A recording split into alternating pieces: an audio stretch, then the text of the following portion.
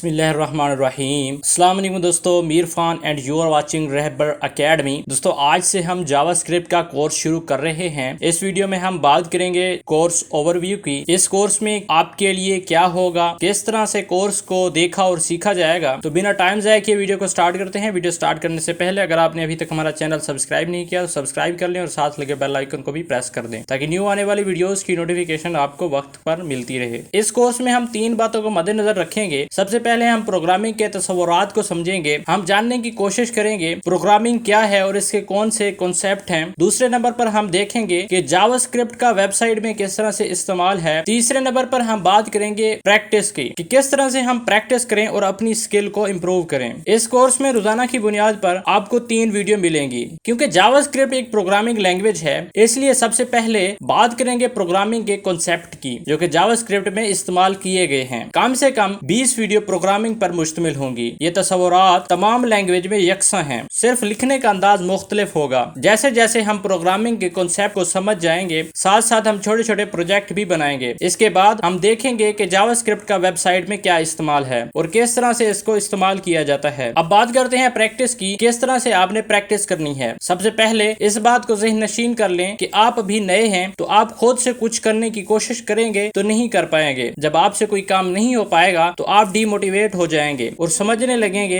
कि जावास्क्रिप्ट मुश्किल है। इसका जो सही तरीका है वो ये है कि आपको 3 वीडियोस रोजाना मिलेंगी, आपने वो देखनी है और साथ साथ प्रैक्टिस करनी है। जब आप कम से कम 50 वीडियो मुकम्मल कर लेंगे तो आप छोटे छोटे प्रोजेक्ट खुद बना पाएंगे। ये वीडियो आपके लिए काफी मददगार साबित हुई होगी। मिलते हैं न्यू वीडियो में न्यू टॉपिक के साथ, तब तक के लिए अस्सलाम वालेकुम।